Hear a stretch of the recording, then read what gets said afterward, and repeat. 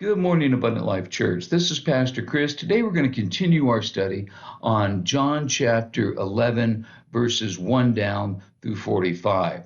Now, this is the story of Jesus raising Lazarus from the dead. In our last section, we talked about the fact that Jesus knew full well Lazarus had died. He knew full well he was going to raise him from the dead.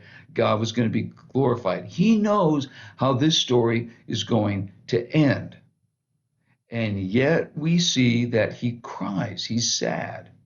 What's he sad about? He knows how this is going to turn out.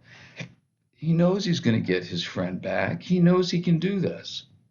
If Jesus is so in control and this whole thing was part of his plan, then what was he crying about? Well, the main reason anybody grieves is because they've lost somebody. They miss them. But we've already seen that Jesus absolutely knew he was going to bring Lazarus back, and he was going to be there in just a few minutes.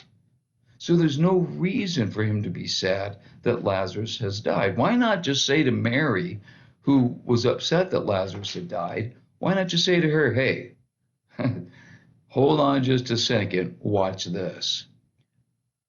No, instead Jesus weeps. Does it really matter why he wept? Isn't the main issue here that Jesus shows us that he has the power of resurrection? Yes, that is the main issue. One more time.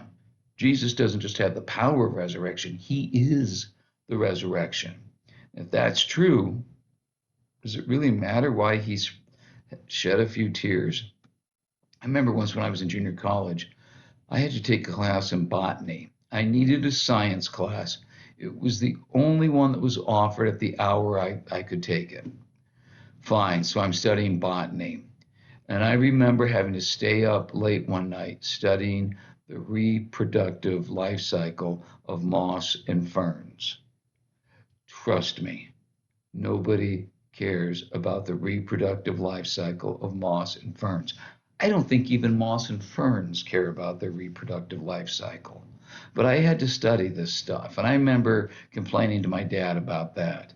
And complaining to my dad never went very far because he always had a great way of telling me how I was wrong. And I was. He said, you're not learning about the reproductive life cycle of moss and ferns. It's not the point.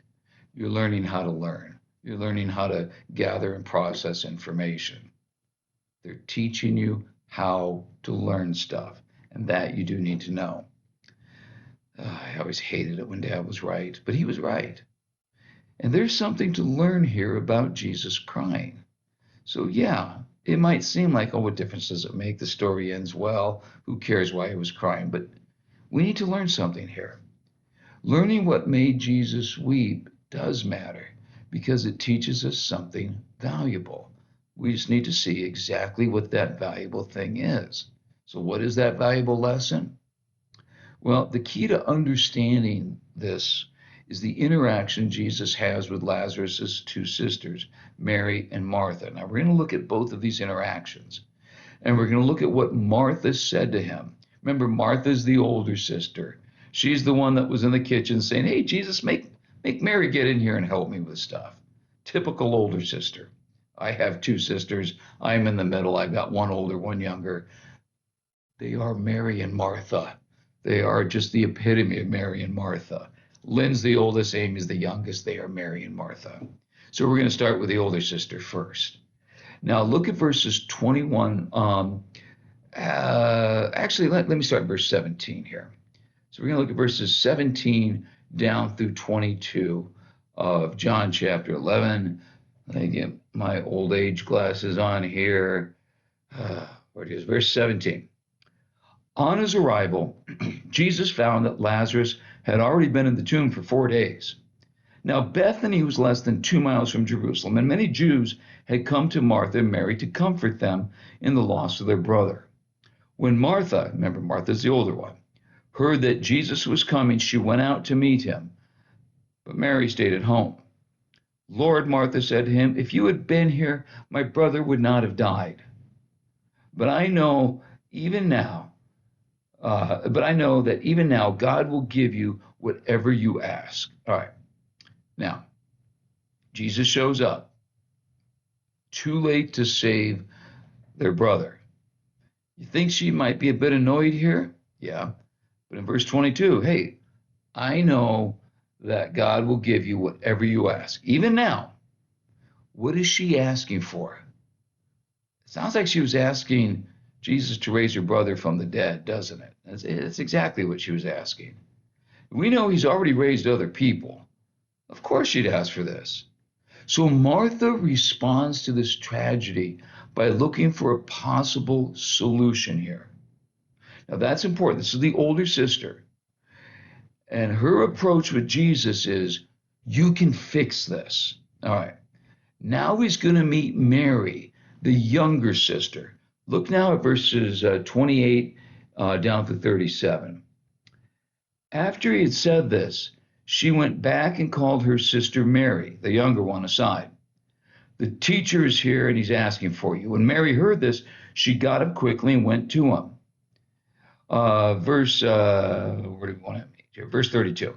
When Mary reached the place where Jesus was and saw him, she fell at his feet and said, Lord, if you had been here, my brother would not have died.